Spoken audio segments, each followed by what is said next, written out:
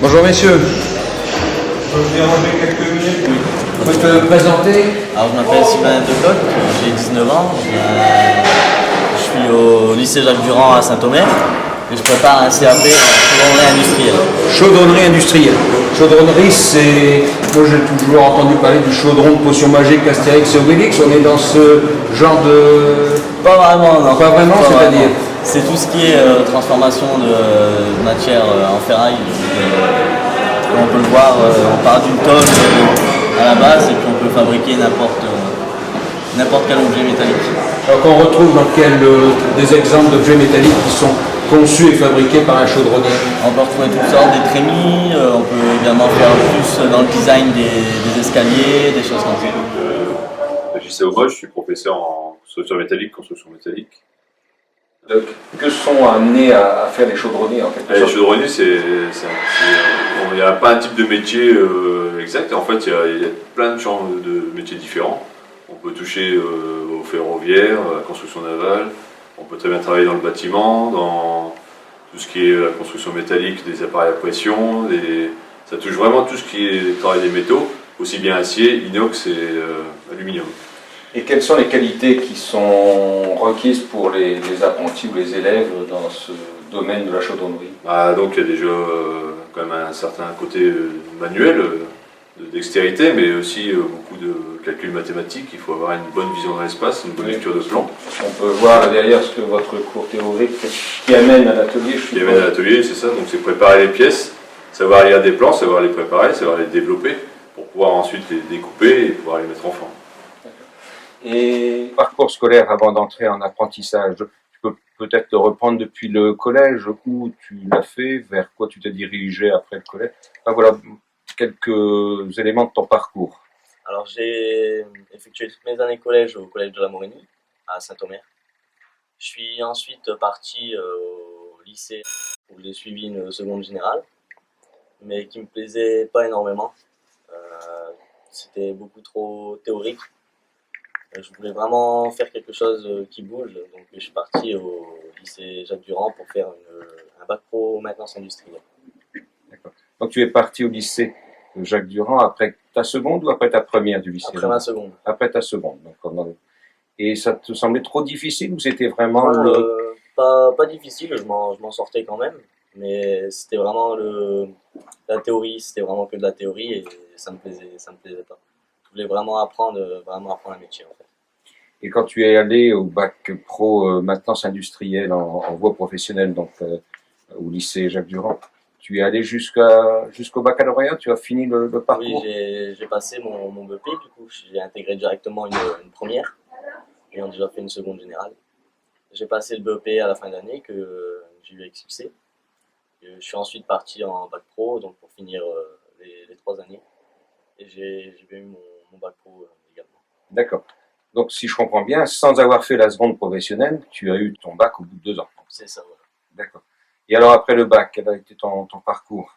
Alors après le bac, j'ai voulu partir en chaudronnerie industrielle parce que quand j'étais en bac pro maintenance industrielle, j'effectuais tous mes stages en entreprise, dans une entreprise de chaudronnerie maintenance. Mais c'est là que j'ai vraiment découvert le métier de chaudronnier qui m'a vraiment plu. D'accord. Et depuis le collège? Le collège, j'étais à Blaise Pascal en section sportive de football. Ensuite, comme j'ai pas abouti à mes formations, je suis parti en bac pro Torgo. Torgo, c'est-à-dire? Technicien organisation réalisation du gros œuvre. Tu étais sur quelle moyenne environ? En fin de troisième? 11-12. 11-12, donc c'était plutôt la voie professionnelle qu'on t'encourageait à suivre, plutôt la voie générale. Qui ne te plaisait de toute façon? Non. L'école en général pour moi c'était pas. Je préférais travailler. Tu préfères travailler. Donc depuis le collège, après mon brevet, je suis parti à Blaise Pascal, donc pour faire une seconde générale, même si j'ai pas voulu. Donc c'était du biais de mes parents, malheureusement. Après ma seconde générale, où est-ce que j'avais une bonne moyenne, m'a pas plu. Donc je suis parti chez mon père. Comme il avait une entreprise, je suis parti là-bas en tant que commercial. Donc commercial et responsable magasinier.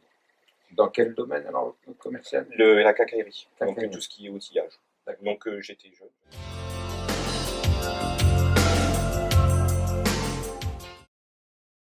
Comment as-tu eu l'information de partir en Torgo? J'avais quelques copains qui étaient dans le bâtiment, donc ils m'avaient dit que c'était bien, mais sauf que moi, c'était pas fait pour moi. Des personnes aussi du travail, donc du travail en quincaillerie, on rencontre des personnes, on peut discuter, des collègues aussi.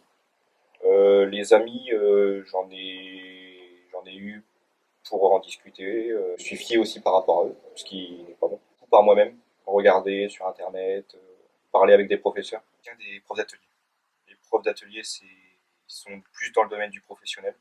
Donc c'est avec eux que on arrive mieux à, c'est pas communiquer, mais à se comprendre. Le chef de travaux, Ouais, les chefs de travaux aussi. Ouais, tu as pu aussi Du domaine du professionnel. Et des conseillers. conseiller d'orientation. Voilà. Donc vous êtes projet de maintenance et vous êtes amené à accueillir des élèves qui viennent de collège. Comment détectez-vous, comment faire en sorte de trouver les élèves pour lesquels ça va correspondre à la fonction industrielle? Nous recevons des élèves le plus souvent par le biais de l'immersion.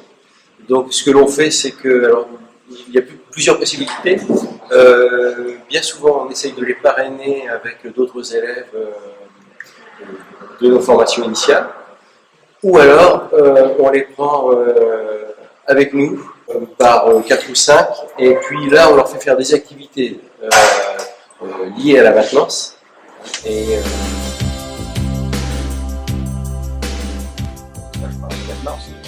As-tu rencontré des obstacles à chaque rupture, après la troisième, après la seconde?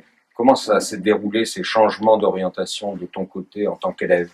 J'ai eu beaucoup d'obstacles déjà pour partir du lycée. Ça a été vachement difficile parce que comme je m'en sortais quand même, le lycée voulait pas que je parte. Donc j'ai dû chuter dans les moyennes, c'est triste à dire, mais j'ai dû chuter dans les moyennes pour pouvoir intégrer le lycée Jacques-Durand. D'accord. Ensuite, Quand tu dis chuter, c'est de passer de quelle moyenne à quelle moyenne? De 10 de moyenne à 3,5 de moyenne. Et en troisième, tu avais combien de moyenne? 14. 14. Donc c'était la voie générale qui s'ouvrait devant toi, Oui. et après tu as dû descendre volontairement pour C'est ça, voilà, pour intégrer le lycée Jacques-Durand. un lycée professionnel.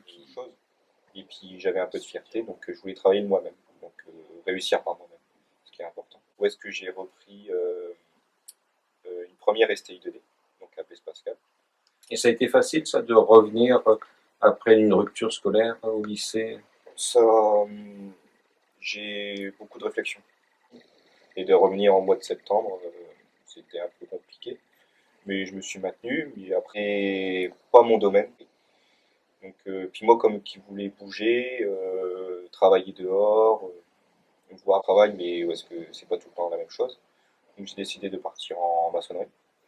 Donc bac pro Torgo, comme mon collègue, un choix. Donc je suis arrivé en mi-première. Et donc j'avais 1 an et demi de retard et je l'ai rattrapé en 6 mois de temps. Donc ce qui a demandé quand même un peu de travail. Et à la fin, j'ai obtenu mon bac sur 1 an et demi. Mars de première, terminale de formation. Voilà. Au bout de ma deuxième année, j'ai demandé à changer d'orientation, mais il était trop tard. Et quelle première aurais-tu choisi si tu avais eu la possibilité de partir en première professionnelle? Bah, j'aurais refait des stages et tout pour savoir dans quel métier j'aurais reparti parce que j'étais vraiment perdu.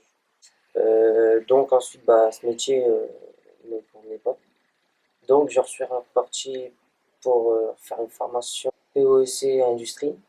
C'est quoi POC Industrie? C'est une formation due à l'industrie pour rentrer chez Arc France, que j'ai passé un entretien avec eux. Les élèves arrivent en seconde MEI. Reste-t-il toujours dans cette formation jusqu'au bac ou êtes-vous confronté à des changements de parcours de vos élèves? Devez-vous faire face à des mauvaises orientations, quelque sorte? ça arrive que certains élèves, au bout de 2-3 mois, cette année ça a été le cas, on s'est aperçu assez rapidement que l'élève n'était pas fait pour ça et donc il a préféré changer de formation. Que mettez-vous en place? Comment faites-vous pour lui permettre de retrouver une autre formation qui lui plaise à ce moment-là? On s'aperçoit vraiment que l'élève est confronté à des difficultés. Donc, tout simplement, dans un premier temps, nous allons voir le CPE et on essaye de mettre en place avec lui quelque chose qui va lui permettre peut-être de découvrir un autre métier par le biais d'autres immersions dans d'autres filières. Ou avez-vous comme ça des éléments de parcours d'une autre voie, la voie Nous générale? avons déjà eu des élèves issus du lycée général, soit qui étaient en seconde ou même en première, donc qui ont souhaité revenir. Alors comment on procède? Ils viennent 1 ou 2 journées avec nous, donc pour voir un petit peu comment ça se passe en immersion. Et là, ils découvrent un petit peu, mais ils ont déjà plus ou moins une idée un peu Motivation de ce qu'ils veulent faire. Et si c'est pas suffisant, on va les prendre avec nous 1 semaine. Et puis là, on les intègre généralement en première.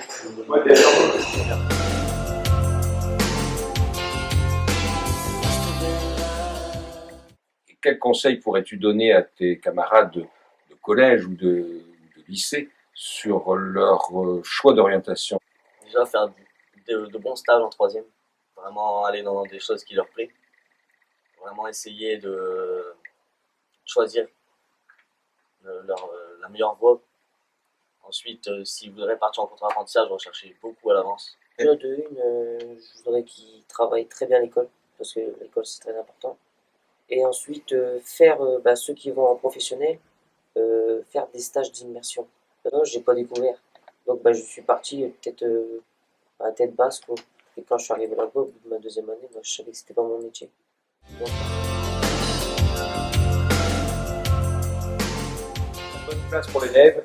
Et comment faites-vous pour l'aider à trouver sa bonne place? Alors, quelque chose qui est très important, c'est la période de formation en entreprise. Donc sur le cursus du bac pro, ils ont 22 semaines, et c'est bien souvent le moment de se faire repérer par les entreprises. Alors ça se traduit par deux choses.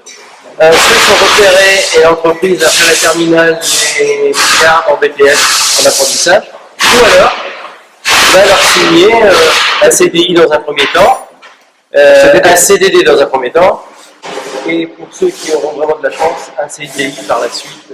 Voilà. Donc ça reste marginal, mais c'est des choses qui sont possibles. Donc tu es bachelier là. non, j'ai loupé mon bac.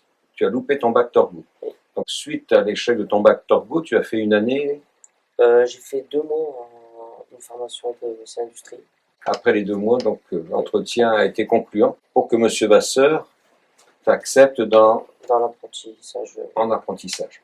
Et conducteur de machine de verrerie, c'est une formation de combien de temps? 8 mois.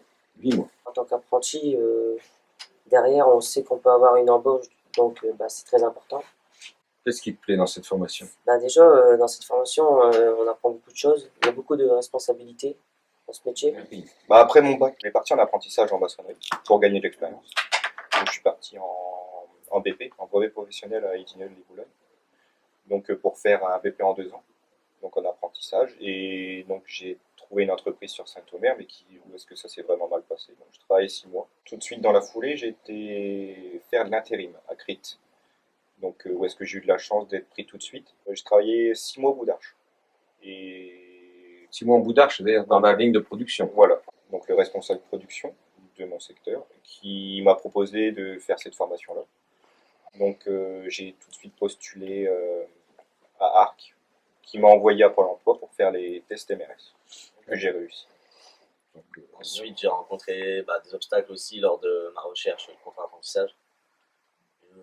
Avec toutes les entreprises que j'ai fait, je pensais vraiment ne jamais trouver, puisque j'ai réussi à trouver mon contrat d'apprentissage au 1er décembre, alors que je cherchais depuis juillet.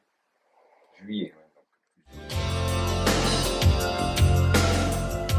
Alors je voulais pas partir en insertion professionnelle parce que, étant donné mon âge, j'avais 18 ans, je voulais pas travailler. Proche ou lointain, hein, ça peut être aussi. Ah oui, moi c'est d'être embauché, et puis ensuite, pourquoi pas évoluer dans l'entreprise. D'accord. L'envie Ah oui, d'y investir. j'ai ce métier. Donc après ce CAP, tu as des perspectives de continuer dans une formation de chaudronnier? Oui, je continue. Je voulais directement partir en BTS chaudronnerie, ayant déjà un bac en maintenance industrielle qui ressemble plus ou moins. Donc tout ce qui aurait été général aurait été identique. Mais j'ai peur de ne pas suivre en atelier. Donc je vais faire une année de bac pro avant de partir en BTS. Donc, si je comprends bien, après le CAP chaudronnier que tu vas passer, C'est ça. Je vais faire tu vas le faire quand? Là, je termine mon année. Donc en juin En 2017, 2017, à voilà. la fin de l'année. Après, tu passes une année en bac En pro bac pro chaudronnerie. c'est ça. Et ensuite, encore une perspective Une perspective de BTS. de BTS qui va se passer à ce moment-là où? Au lycée de l'Europe, Au lycée de l'Europe à Dunkerque. à Dunkerque. D'accord. Donc là, voilà ton projet C'est ça. tel que tu le veux. Et alors en BTS chaudronnerie, tu es amené aussi à travailler le métal ou tu es sur d'autres métiers? C'est plus du bureau d'études. C'est un peu moins de réalisation, mais plus de conception. Après un CAP, ouais, donc on peut faire un bac pro, on peut faire aussi bien une mention complémentaire soudage. Après le bac pro, il y a une deuxième mention complémentaire soudage de niveau 4 qui vient d'être établie cette année. Il y a aussi un BTS, il y a un BTS réalisation d'ouvrages chaudronnés, mais il y a aussi un BTS CRCI qui est plus en conception, qui est sur informatique plus. Et il y a aussi des mentions tuteur de niveau 4 aussi qui vont démarrer cette année. D'accord, donc il y a quand même un panel de formation assez large. Pour vous, c'est la motivation qui est le moteur d'un élève en formation. Je pense que les chefs d'entreprise recherchent déjà quelqu'un qui soit motivé. Chez un jeune, c'est ce qu'ils cherchent en premier lieu. Et après, ça veut faire leur preuve au fur et à mesure et d'acquérir les capacités, les compétences au fur et à mesure. Comme je disais tout à l'heure, il y a tellement un champ de fabrication différent que chaque entreprise a ses spécialités, donc il y a un temps d'adaptation dans l'entreprise. D'accord. Je vous remercie. Merci, bonne journée. De toute façon, une fois qu'on est motivé, je pense qu'on ferait tout pour réussir. D'accord. C'est des belles paroles de conclusion. Je vous remercie, Sylvain.